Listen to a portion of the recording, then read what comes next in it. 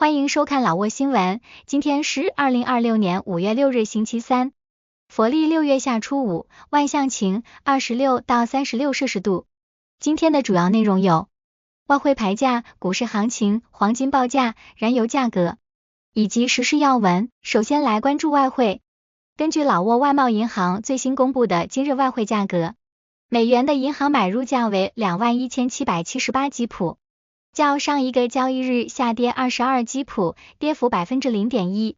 泰铢的银行买入价为672.65基普，较上一个交易日上涨 1.23基普，涨幅 0.18%。人民币的银行买入价为3201基普，较上一个交易日上涨3基普，涨幅 0.09%。再来关注股市行情。昨日，老挝证券交易所整体表现强劲，综合指数呈现稳步上升态势。截至收盘，大盘指数报收于 1329.97 点，较前一交易日上涨 10.93 点，涨幅为 0.83%。全天交易活跃，总成交量达到548200股，成交总额约为 12.85 亿基普。在昨日的个股表现中，市场呈现普涨格局，多数个股收绿。联合发展银行表现最为亮眼，收盘价上涨100基普，报收于8450基普，成为昨日市场上涨幅度最大的个股。权重股方面，外贸银行和老挝电力双发力，均实现10基普的小幅上涨。其中，外贸银行交易极其活跃，成交量达到175800股。中老证券则是昨日的交易量之王，以199400股的成交量位居榜首，股价微涨5基普。其他上涨的个股还包括浦西开发上涨30基普，老挝石油上涨20基普，马哈腾上涨15基普，以及萨万尼上涨10基普。在下跌个股方面，万象中心昨日走势偏弱，下跌30基普，收报1100基普。老挝农业紧随其后，下跌20基普。总体而言，昨日老挝股市在银行及开发类板块的带动下情绪高涨，市场信心回暖，成交量维持在较高水平。接着关注黄金价格。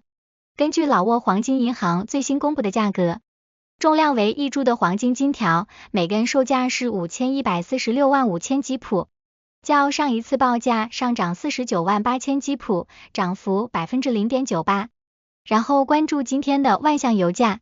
今天万象10个加油站执行4月30日老挝工贸部公布的燃油价格，柴油每升39400基普，普通汽油每升34400基普。接下来一起关注时事要闻。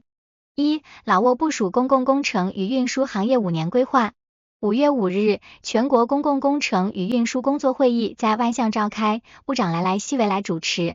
会议总结了2025年工作，部署了2026年计划及行业第10个5年发展规划，贯彻党代会精神，推进交通领域自力更生经济建设，重点讨论新型道路建设维修、道路基金及乡镇机构建设，强化超载治理、交通安全及水路航运监管，严防非法采金，建立激励机制，力争到2030年全国电动车占比达 30%。2. 老挝与印度尼西亚进一步加强双边合作关系。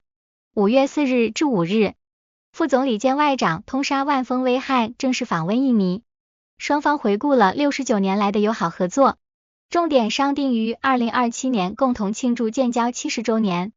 双方同意加强政治、国防及经贸合作，并计划于2027年在老挝召开第6次双边合作委会议。副总理还会见了印尼工商会及友好协会负责人，推动双边投资及民间交流，考察了印尼化肥公司，鼓励其父老投资。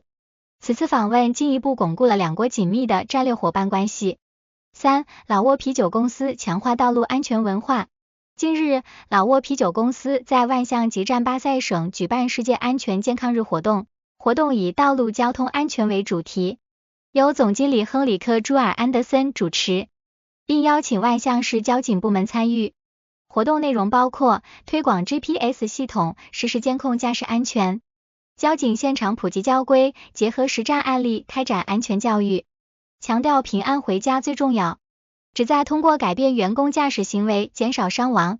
老挝啤酒公司通过此举展示了其作为领先企业的社会责任，致力于将安全文化从工厂延伸至社会道路。4. 老泰佛教院校联合举办学术研讨会。5月5日，占巴塞僧侣教师学院与泰国摩诃朱拉隆功大学举办服务社会的创新研究模式研讨会，基于2025年签署的谅解备忘录，双方首次正式开展学术对话，展示了论文、教材及三藏经等成果。泰方专家就创新研究模式及博士论文规范进行专题讲座，并与现场师生互动，旨在通过提升研究能力，推动占巴塞僧侣教师学院未来向更高水平的学术机构转型。此活动增强了两国佛教界的联系，促进了老泰文化与学术的深度互鉴。5. 占巴塞省通报色多河鱼类大面积死亡调查结果。5月4日，占巴塞省农林与环境厅报告称，萨那松汶县色多河段出现鱼类不明原因死亡。调查发现水质异常，检测显示河水酸碱度值高达 11.3， 呈严重超标的强碱性，可能由强碱性化学物质渗入所致。目前鱼类死亡已持续约5天，河水恶臭。周边虽无工厂，但水质受化学成分污染迹象明显。县政府紧急通知村民严禁饮用该河水，严禁食用该河段鱼类。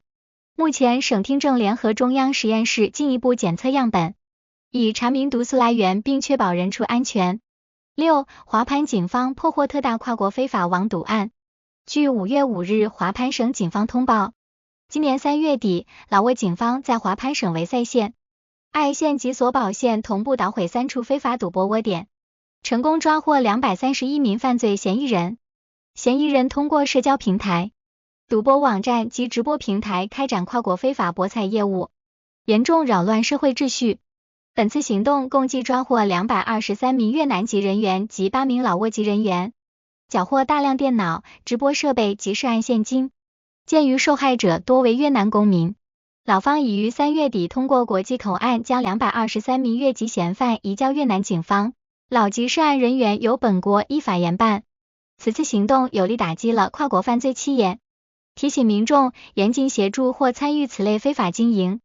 7. 卫生部督导松孔县脊髓灰质炎疫苗接种工作。近日，卫生部督导组视察了沙湾拿吉省松孔县脊髓灰质炎疫苗接种工作，全县共设立160个接种点，覆盖16个医疗区。接种活动自4月27日启动，针对7000余名5岁以下儿童。目前接种率已达 97%， 预计将 100% 完成任务。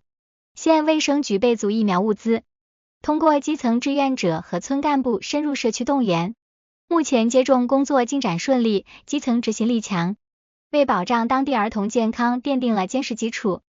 8. 阿达颇省发生车辆坠路事故。5月4日下午，阿达颇省塞斯塔县普下村路段发生一起汽车失控坠路事故，事故导致2人受伤，其中49岁中国男子面部轻微擦伤，30岁老挝女子胸部撞痛。阿达颇省帕赛救援队接警后迅速到场处理，因2人伤势较轻，在接受现场急救后均表示不愿前往医院治疗。救援队提醒民众出行务必谨慎驾驶，注意交通安全。以上就是今天的老挝新闻，欢迎点赞、评论和订阅，我们明天见。